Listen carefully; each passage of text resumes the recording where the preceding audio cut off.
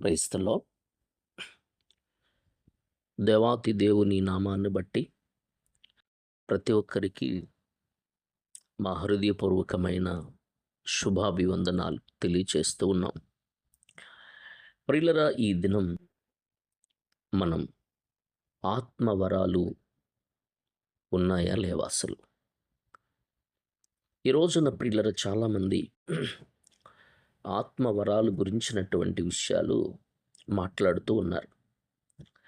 ఇది శాఖల మధ్యన, శాఖకు మధ్యన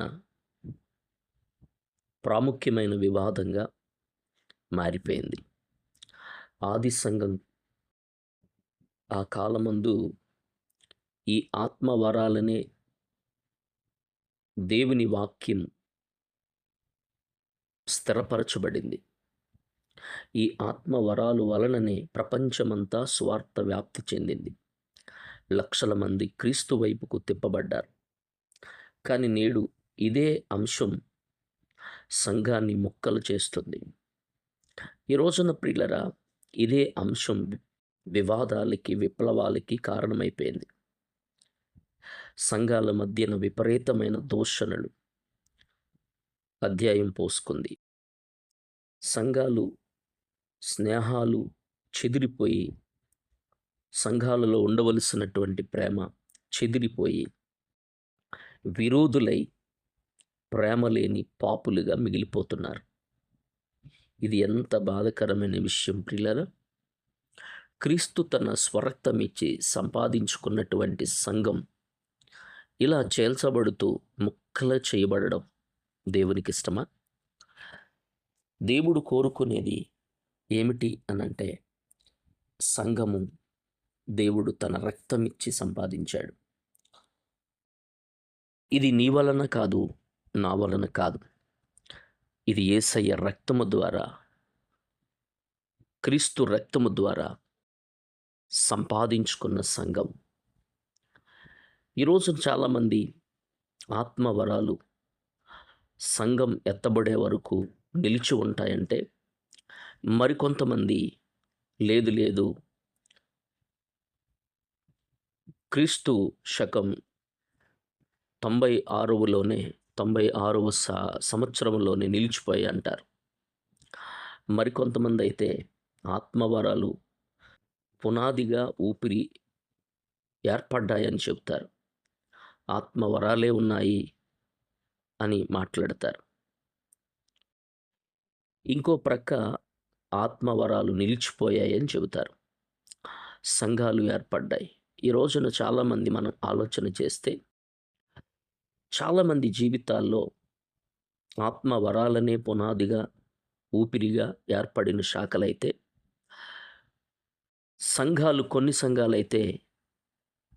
కొన్ని సంఘాలైతే ఆత్మవరాలు నిలిచిపోయాయి అని చెప్పే సంఘాలు ఏర్పడ్డాయి.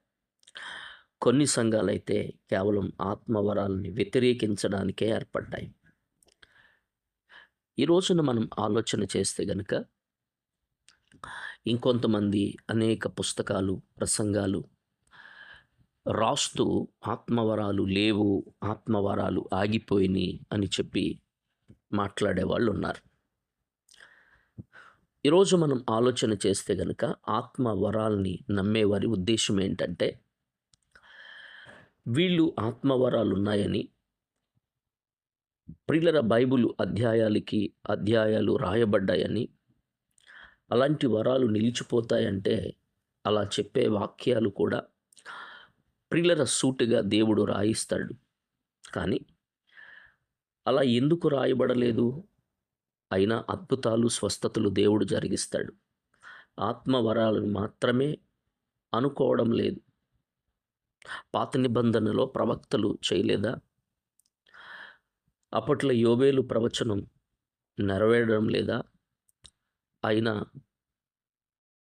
చెప్పినట్లుగా జరగలేదా?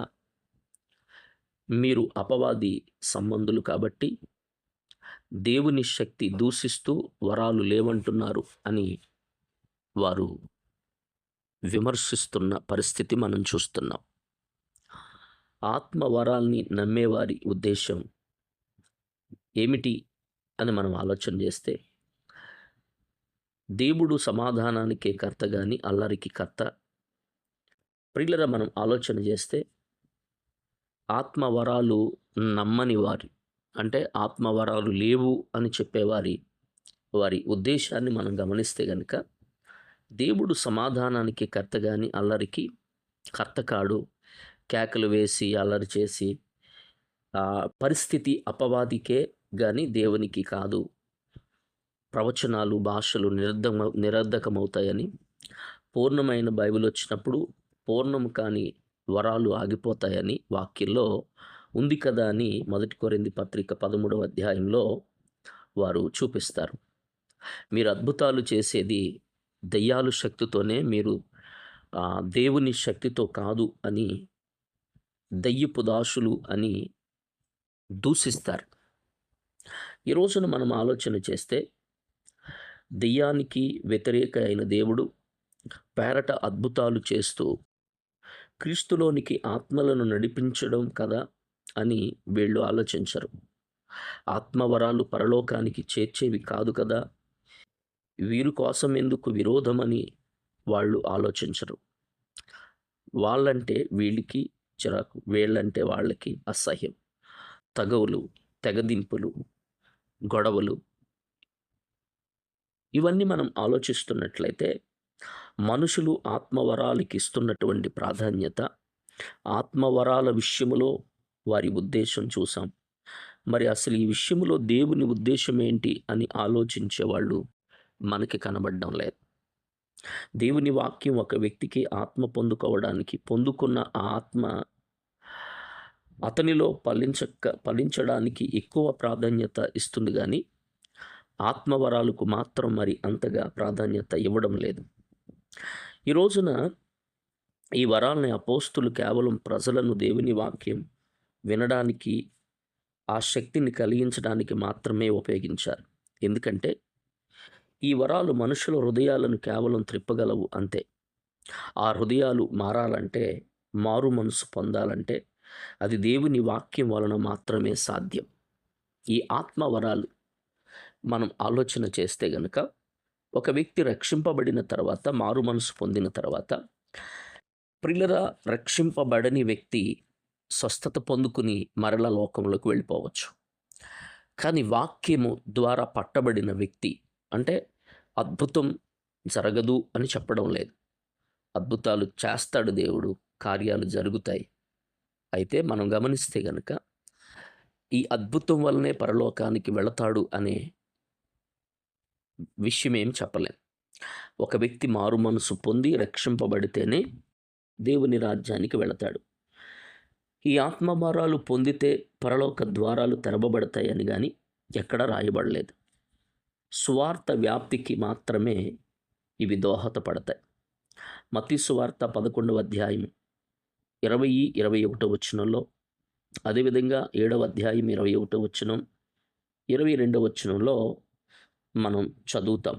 మనం ఆలోచన చేస్తే గనుక దేవుని సెలవిస్తుంది. ఒకసారి మనం చూస్తే మత్తయి సువార్త 11వ అధ్యాయము 20వ వచనం.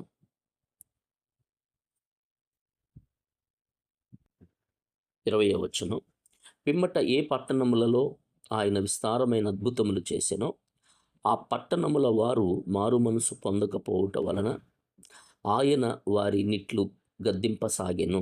అయ్యో కొరాజిన, అయ్యో బెత్సయిదా, మీ మధ్యన చేయబడిన అద్భుతములు తూరు సీదోను పట్టణములలో చేయబడిన ఎడల ఆ పట్టణముల వారు పూర్వమే గోనిపట్ట కట్టుకుని బూడిద వేసుకుని మారు మనసు పొందియుందురు అని దేవుడు వాళ్ళను గురించి మాట్లాడారు. మీ విషయంలో చేసిన అద్భుతాలు మీరు పట్టించుకోలేదు, మీరు లెక్క చేయలేదు అని మాట్లాడుతూ వచ్చాడు. ఇక్కడ కూడా 7వ అధ్యాయము మత్తయి సువార్త 7:21లో, ప్రభువా ప్రభువా అని నన్ను పిలుచు ప్రతివాడు పరలోక రాజ్యంలో ప్రవేశింపడు గాని పరలోకమందున్న నా తండ్రి చిత్త ప్రకారం చేయవాడే ప్రవేశించును. ఆ దినమందు అనేకులు నన్ను చూచి ప్రభువా ప్రభువా, మేము నీ నామమున ప్రవచింపలేదా? నీ నామమున దయ్యములను వెళ్ళగొట్టలేదా? నీ నామమున అనేకమైన అద్భుతములు చేయలేదా అని చెబుతురు. అప్పుడు నేను మిమ్మను ఎన్నడును ఎరుగను, అక్రమము చేయువారులారా నా యొద్ద నుండి పొండని వారితో చెప్పుదును. కాబట్టి ఈ నా మాటలు విని వాటి చెప్పున చెయ్యు ప్రతివాడు బండ మీద తన ఇల్లు కట్టుకునిన బుద్ధిమంతుని పోలియుండును. కనుక చదవబడిన ఈ లేఖన భాగంలో మనం ఆలోచన చేస్తే గనుక దేవుడు ఖచ్చితంగా చెబుతున్నాడు, అద్భుతాలు చేయలేదా అని మాట్లాడుతున్నాడు. అంటే అద్భుతాలు చేసిన వాళ్ళందరూ పరలోకం వెళతారని కాదు. ఎందుకంటే నా నామం పేరట నేను దెయ్యాలను వెళ్ళగొట్టలేదా, ప్రవచించలేదా అని మాట్లాడుతున్నా.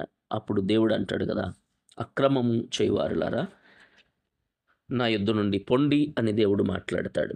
అంటే దేవుని చిత్త ప్రకారం ఎవరు చేస్తారో వారే పరలోకం వెళతారు. కనుక మనం గమనిస్తే కనుక ఇంచుమించు 97% సంఘాలు దేవుని ఆత్మను పొందుకోవాలనే నమ్ముతారు. నిజమే, ఎందుకంటే దేవుని ఆత్మ లేనివాడు నావాడు కాదు అన్నాడు ప్రభువే. కానీ ఆత్మ కలిగిన వారంతా నావారు అని మాత్రం ప్రభు చెప్పలేదు. ఎందుకంటే ఆత్మ పొందడం కష్టమైంది కాదు, అందులో నీ గొప్పేమీ లేదు. ఆయన ఆత్మను అందరి మీద కుమ్మరిస్తానని వాగ్దానం చేశాడు. యోవేలు ప్రవచనంలో, యోవేలు గ్రంథం 2వ అధ్యాయం 28-29లో మాట తప్పక మనల్ని ప్రేమించి క్రీస్తును నమ్మిన ప్రతి ఒక్కరికి ఆయన ఆత్మలో పాలు దయచేశాడు. ఆత్మ పొందితే పరలోకం దొరుకుతుందనుకోవడంలో కొందరు ఆత్మ వరాలు పొందితే చాలు అనుకుంటారు చాలామంది. ఆత్మ నీవు పొందితే ప్రభువు నీకు పరలోకం ఇస్తాడు అనేది కాదు. ఆత్మ మనకి సంచి కరువుగా ఆయన దయచేశాడు.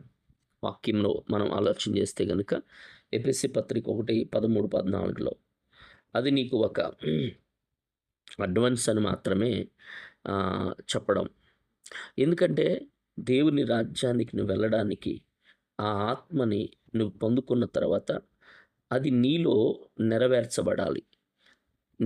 ఆయన ఆత్మ ప్రకారంగా, ఆయన చిత్త ప్రకారంగా నీవు నడిచే వ్యక్తిగా మారిపోవాలి అని దేవుని వాక్యం సెలవిస్తుంది. ఇక్కడ మనం గమనిస్తే కనుక అసలు ఆత్మ నీలోనికి ఎందుకు వచ్చాడు? నీలోనికి రావడంలో ఆయన ఉద్దేశం ఏంటి? ఆయన లక్ష్యం ఏంటి?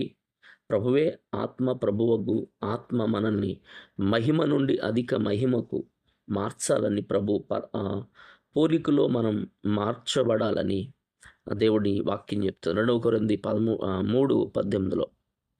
అంటే ఆత్మ నీలోనికి రావడానికి ఆయన లక్ష్యం ఏమిటంటే నిన్ను ప్రభు పోలికలోనికి మార్చడానికి, ప్రభు లక్షణాలు నీలో పుట్టించడమే ఆయన లక్ష్యం.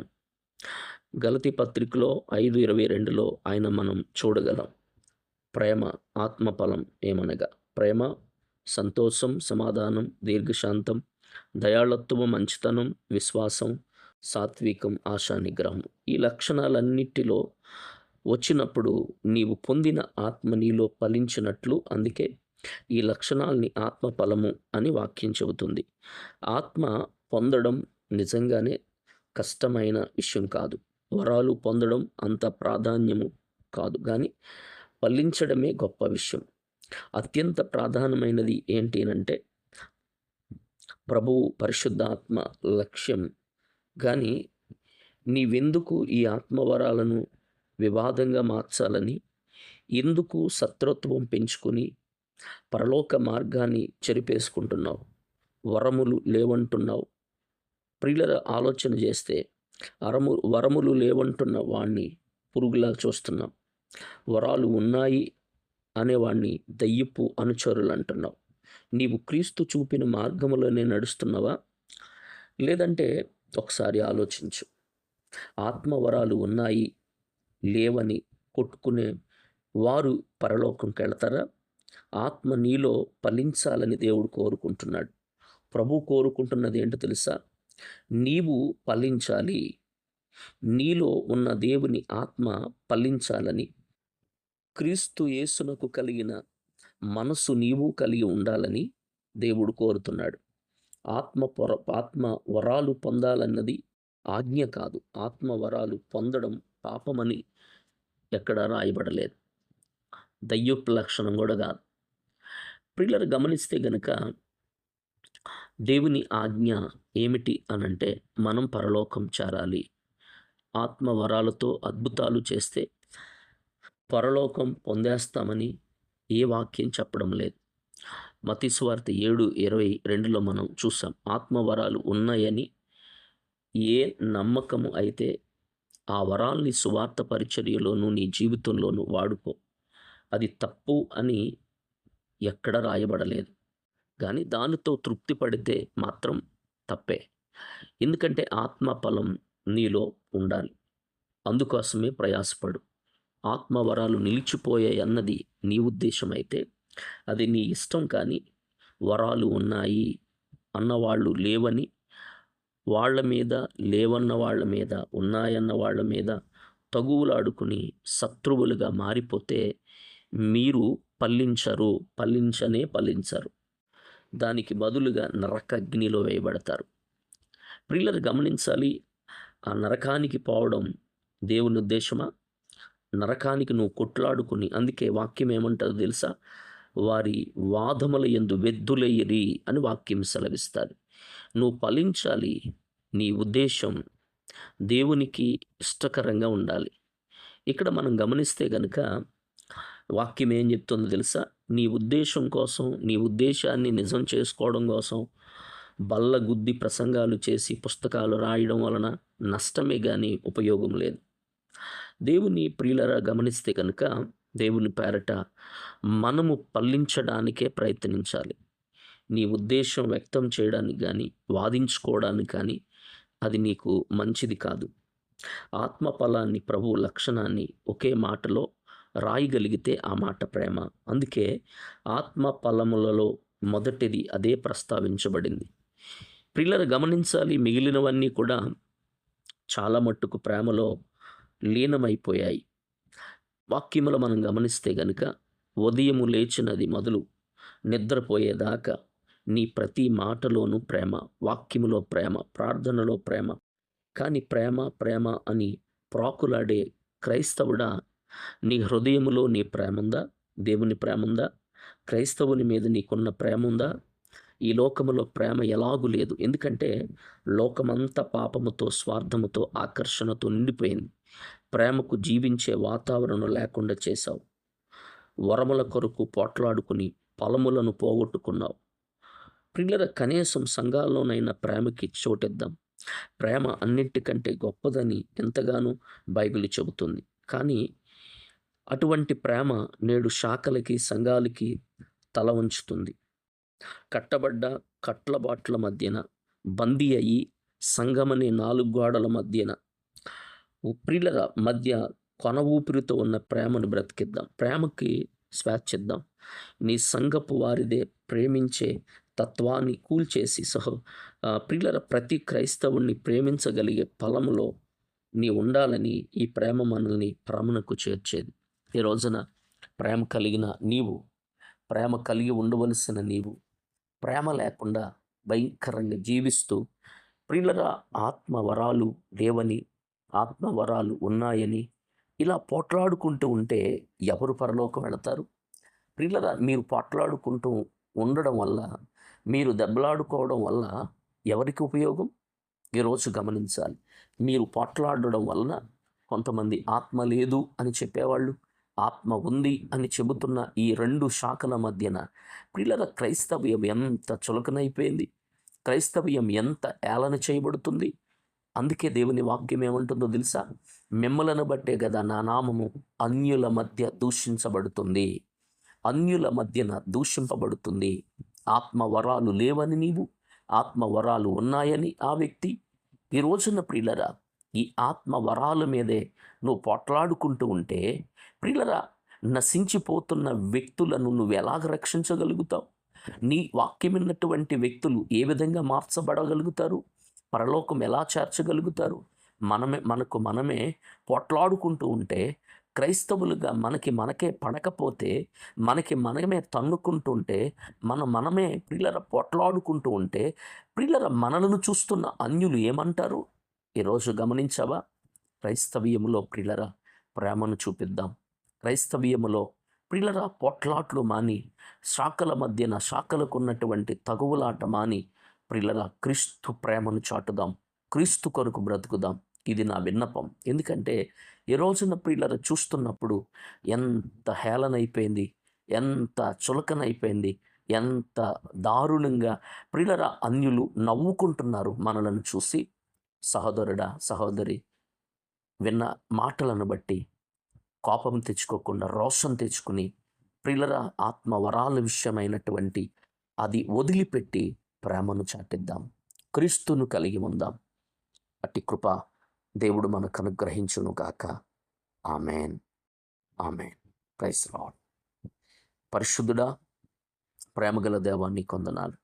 విన్న వాక్యాన్ని బట్టి బిడ్డల జీవితాలలో ఒక మార్పును మీరు పుట్టిస్తారని నమ్ముతున్నాం. అయా, నీ ప్రేమను చాటి నీ శరీరాన్ని ముక్కలు ముక్కలుగా చేస్తున్న ఈ రోజున సంఘాల పరిస్థితిని బట్టి దేవా మీరే కనికరించండి, కృపతో జ్ఞాపకం చేసుకునమని నాయన మీరే ధైర్యపరచమని, దేవా ప్రేమను చూపే ఆ సంఘాలుగా మార్చడానికి కృపనిమ్మని యేసు నామములో అడుగుచున్నాం తండ్రి. Amen, amen. Praise the lord.